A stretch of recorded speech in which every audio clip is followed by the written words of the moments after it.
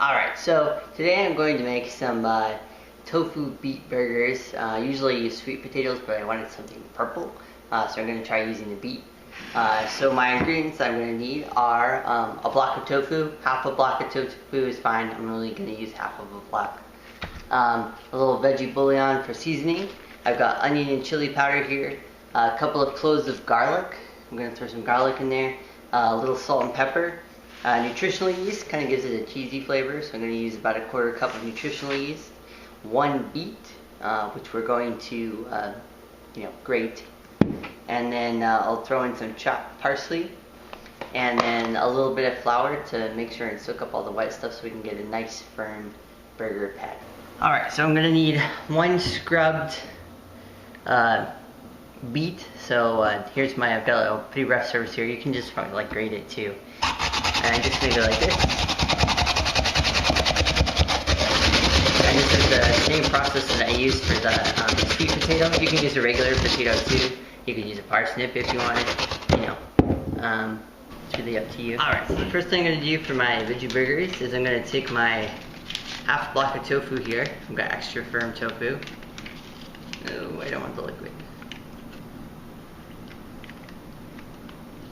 Go ahead and plop it down in there.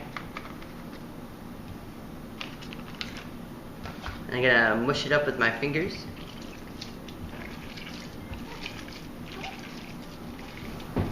Alright, then I'm gonna go ahead and add in my beets here.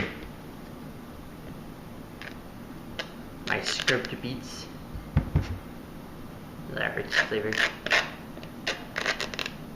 Alright, so get all that meat in there.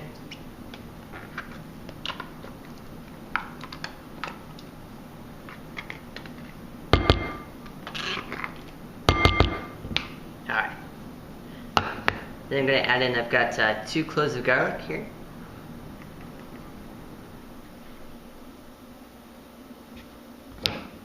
Alright, so I've added my garlic. I'm going to do I've got about a quarter cup of nutritional yeast, and then a little bit of salt and pepper, and then half a teaspoon of onion powder, and a little chili powder just to spice it up a little bit. I'm going to add in my veggie bouillon, about a teaspoon of that.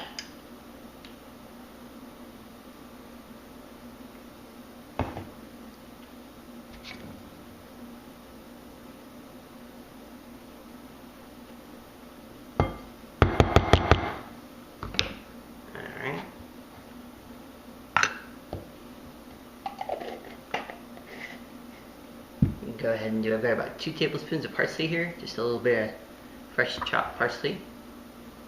And then, as you can see, it's pretty, if you start to stir it up, it's still pretty juicy. And so what I'm going to do to try to cut that juice out a little bit is I'm going to add in a little bit of flour.